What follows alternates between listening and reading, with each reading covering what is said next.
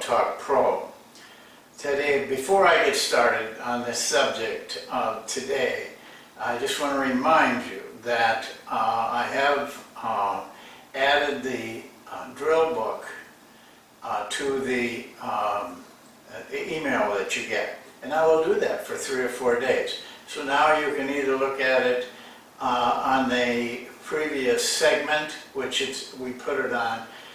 You can go ahead and click on that a link, and it will take you to it. You can print it off of there. It is in volume 3 of my book also.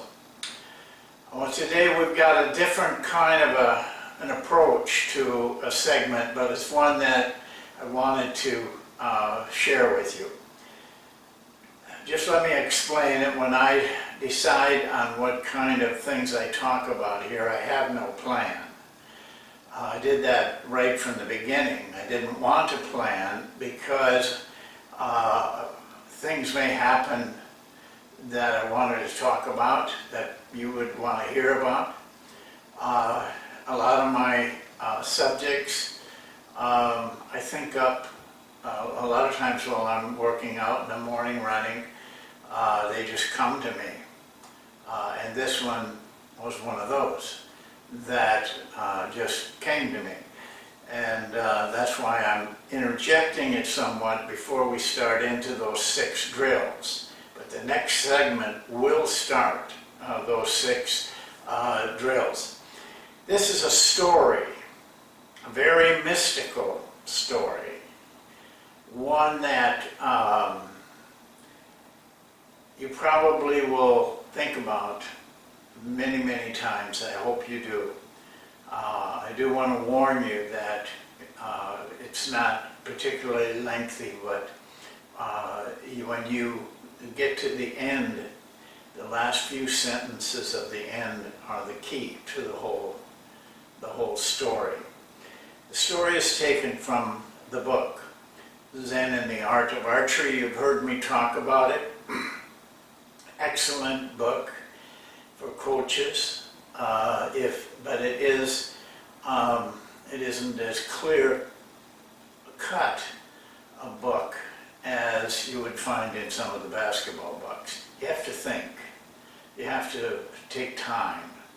And this particular story, I think, affects us as coaches more than anything else that we well, actually, in my opinion, this story just tells you everything you need to know about anything. So I'll get into it now.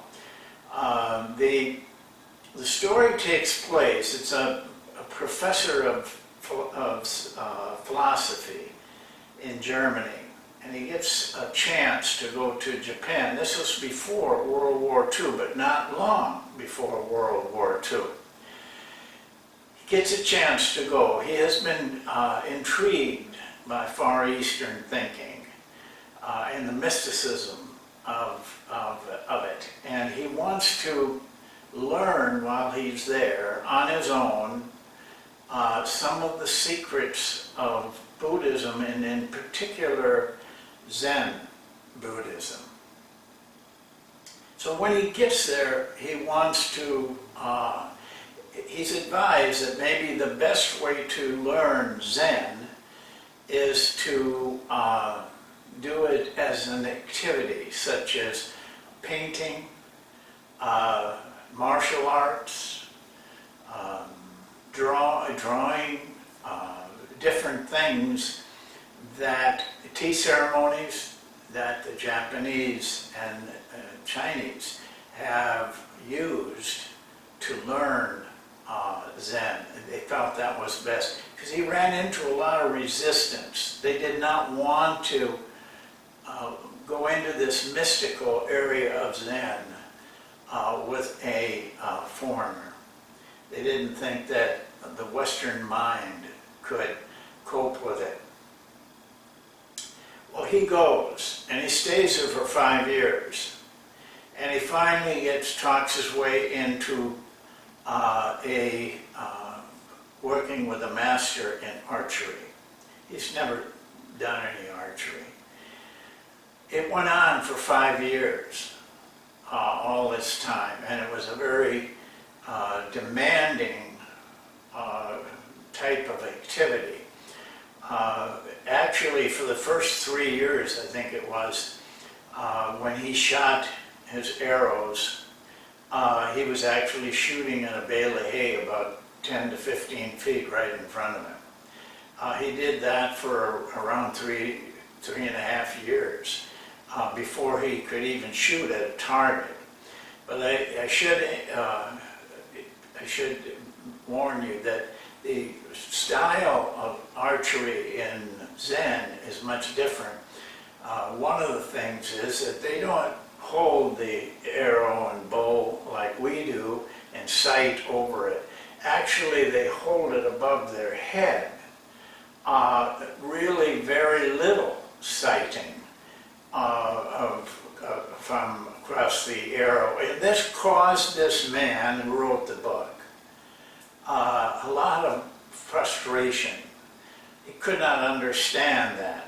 And it's the frustration that he's going through that is the makeup of this story. The master is a very traditional Zen teacher. Doesn't say a lot, doesn't tell him a lot, but they keep practicing and practicing in a mystical way. He makes it very clear from the beginning to this man that this isn't about a training for archery.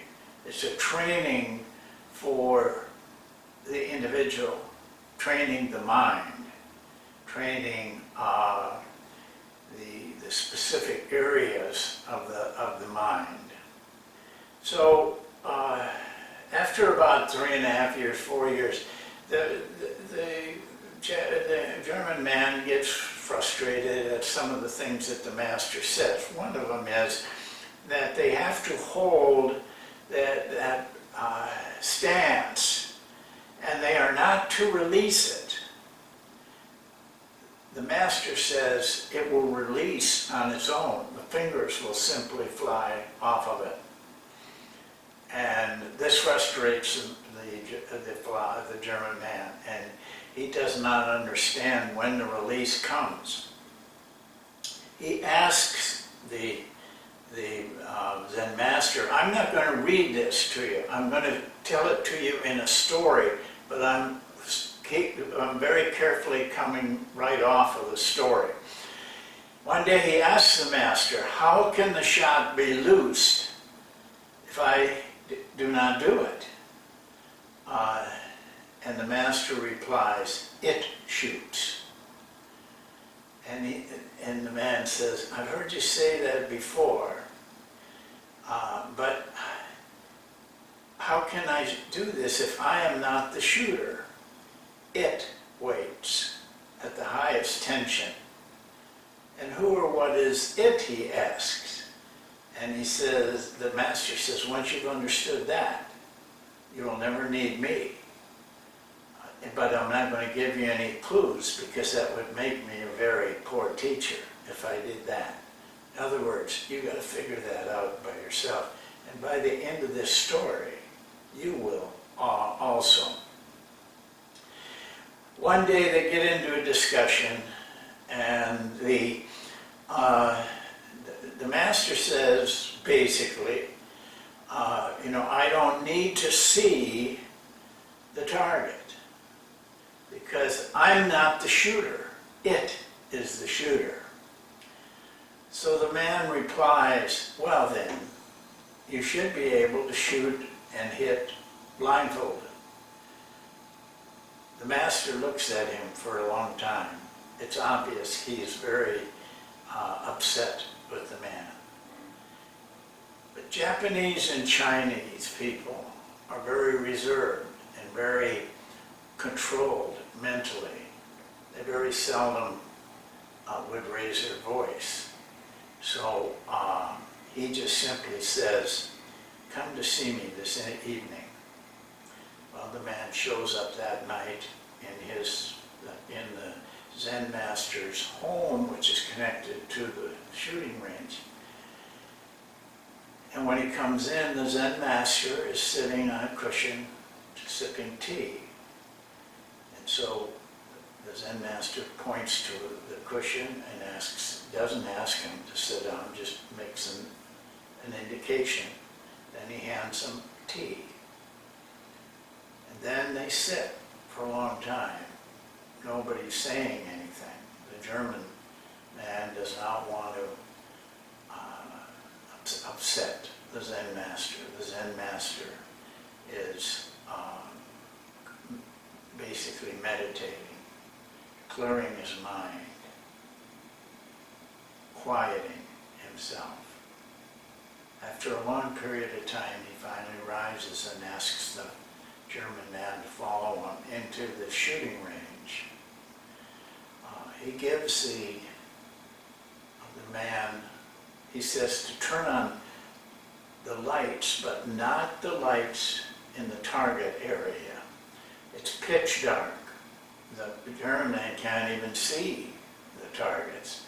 He hands him a taper, which is a very small, slim piece of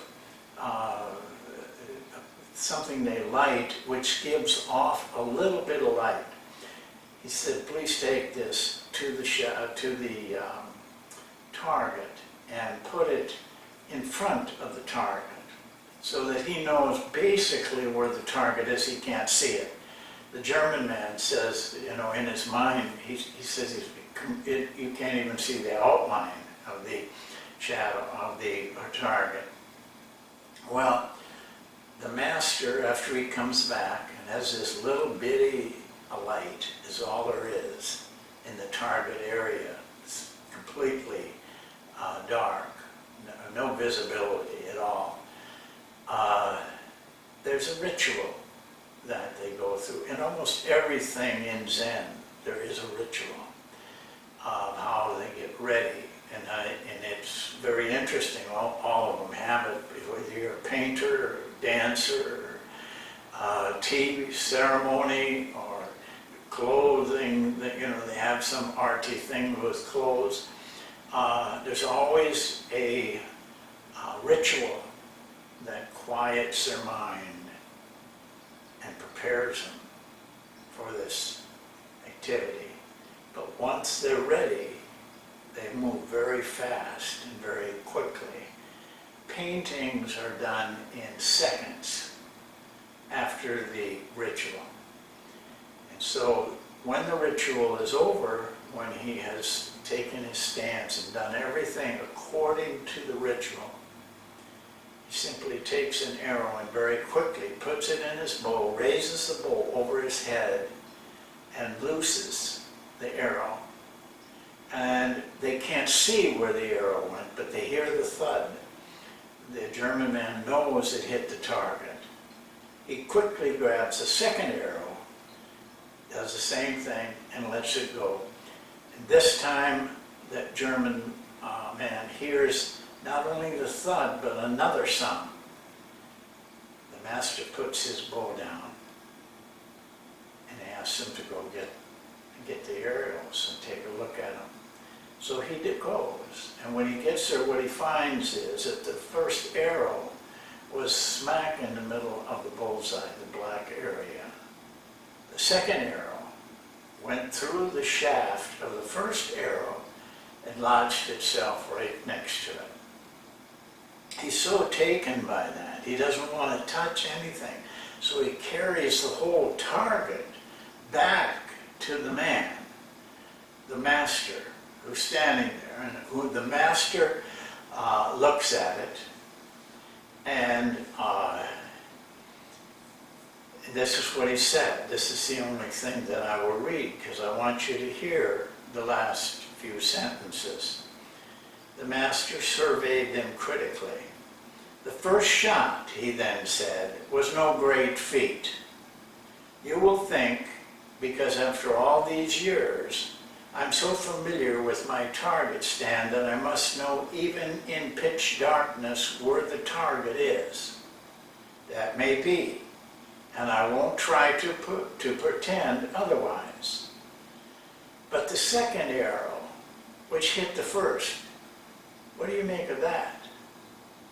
I, at any rate, know that it is not I who must be given credit for this shot.